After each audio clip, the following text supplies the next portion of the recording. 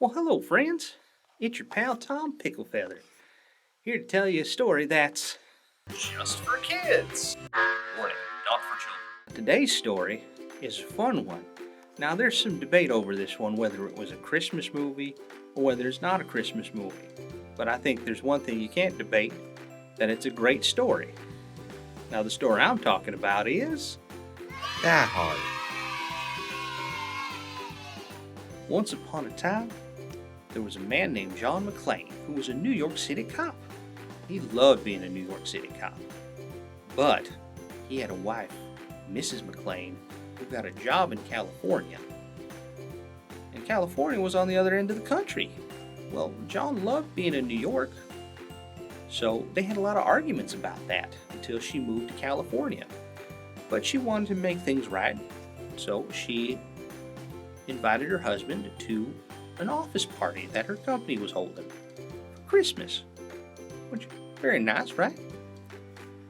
So, John went down to California and he went to attend this party, and he was relaxing in the bathroom. A stranger on the plane had told him to relax. In order to relax, he could take off his shoes and make his fists with his toes, because it relaxes you. So he was trying that out. It seemed to be working. Well, at that time, there was a group of bullies led by a man named Hans Gruber, who decided to take over the building and bully everybody inside and take their lunch money. Well, Mr. Gruber, I almost said Mr. First Name. That's not how it works. Silly. Mr. Gruber took Mr. Nakatomi to another room and tried to get the code to get his safe for his lunch money. Well, not Mr. Nakatomi kept saying, "No, I don't want to give you my lunch money."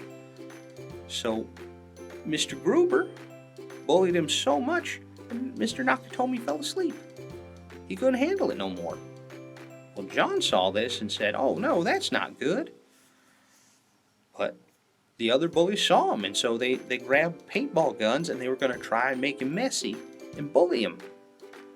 Well, John, being a cop, knew how to deal with bullies, so he would scold them and go, "Hey, you stop being bad."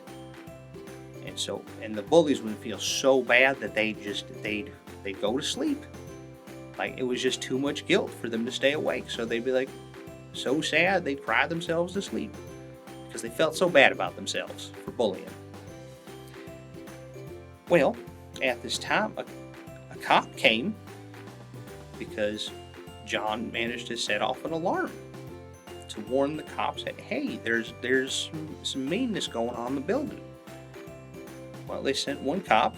The cop called Mr. McLane on a walkie-talkie that Mr. McLane had acquired from one of the bullies. They were asleep. They weren't using it. And he was asking, "Hey, what's going on in there?"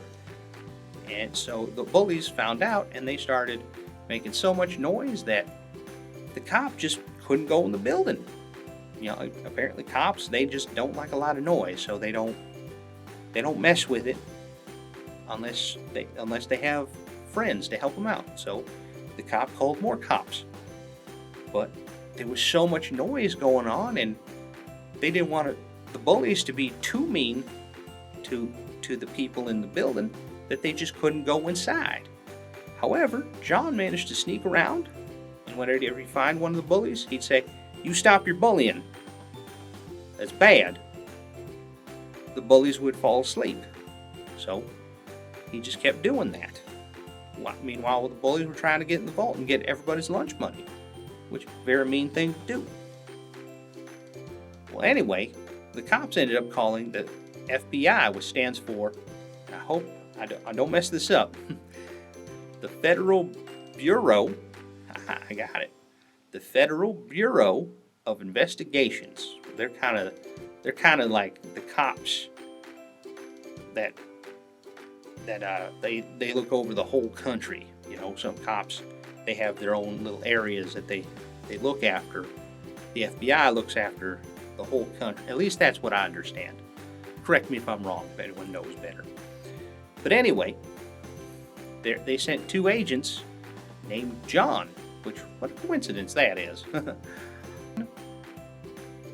The John McLane, not the two FBI agents, is still going around the building, scolding bullies, putting them to sleep. And the two agents named John, well, it's getting very confusing now, they think John's the bully, which, crazy. And, this is why you should never judge a book by its cover, because they didn't really look into what was going on. So they sent a helicopter and said, hey, we're going to take the people you're bullying. You can have their lunch money, but we don't want you to be really mean to them. So we're just going to take them on a helicopter. Well, the problem with that was that the helipad, that's where helicopters land, it was full of bombs, that would explode, and there was all sorts of messy things in the bottom, so it would make everyone dirty, and you don't want that. That's a lot of laundry and baths. It'd be terrible for everybody. And John knew about this, so he managed to keep everybody inside and still, reprimand a few more bullies and put them to sleep until he got the last bully, Hans Gruber, and Hans thought he had John in his sights with the paintball. Said, hey, I'm going to make you messy. If you don't get out of my way, I'm going to bully your wife. If you don't get out of my way. But John, he had one more scolding behind his back, and so he used it. He said, Hans, you're being very mean. You need to stop. All right? I think a lot of people are going to be mad at you.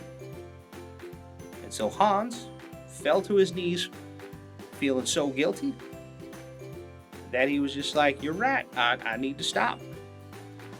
And so he took a trip to think about things. He took a one-way flight.